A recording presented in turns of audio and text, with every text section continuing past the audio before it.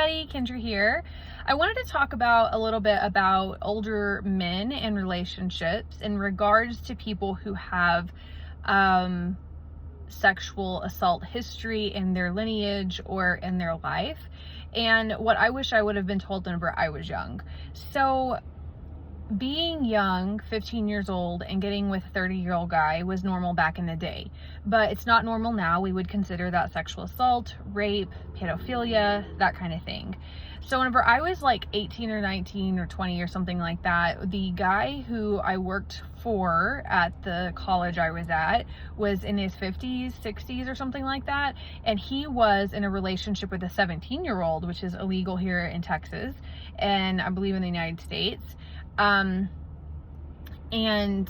then whenever she turned 18, then they were like out with their relationship, right?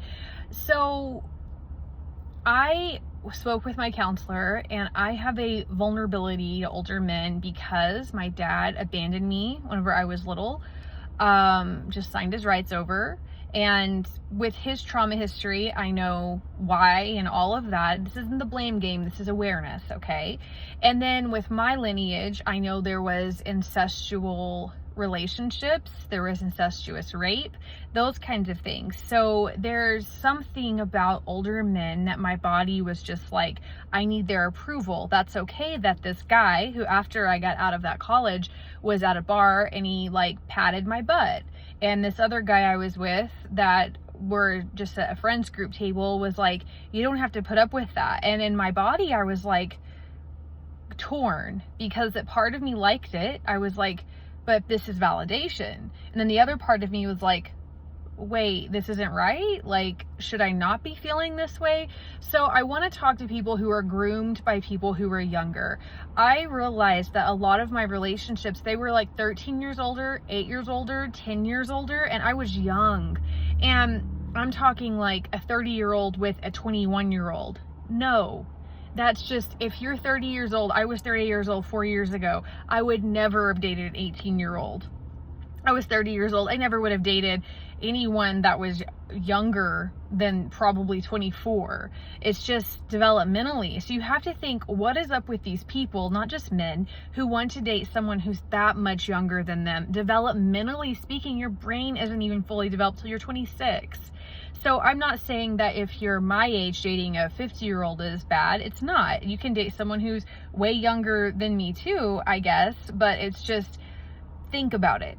Think about the reasoning behind it. Is it a reason of like, this is a healthy relationship? Look at what healthy relationships mean and what they are. And is this healthy? Like, I was 18 and this 30-year-old or something like that was trying to date me. And now I sit there and I look at him and I'm like, what were you doing? Like, this is not normal. This is not healthy. This is not what that is. And so as you get older, you start to have value systems and belief systems. You start to develop what you want a relationship to look like, especially if you are aware and you don't want the relationship your parents had, and you start realizing like, these patterns are here, these cycles are there, this is what happened ancestrally, this is what happened intergenerationally, and you want to change it, you want to keep some stuff. So when you're able to do that, then you can choose someone who's younger than you or older than you. But until you're able to fully grasp the concepts that I just got through talking about, it is not okay.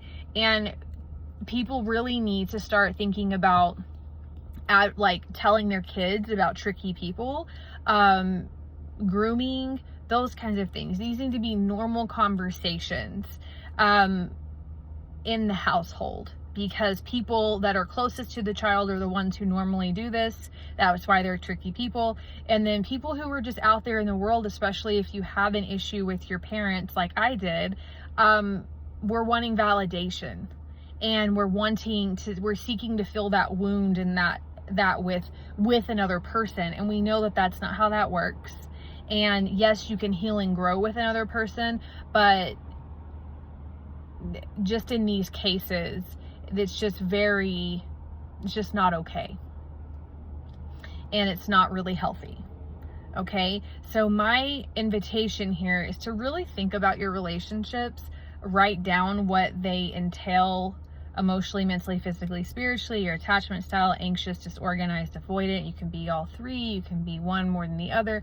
Really start looking at this. Do a genogram. Really start looking at these things. Look at what you value, look at your belief system, and look at how the dynamics are in these relationships.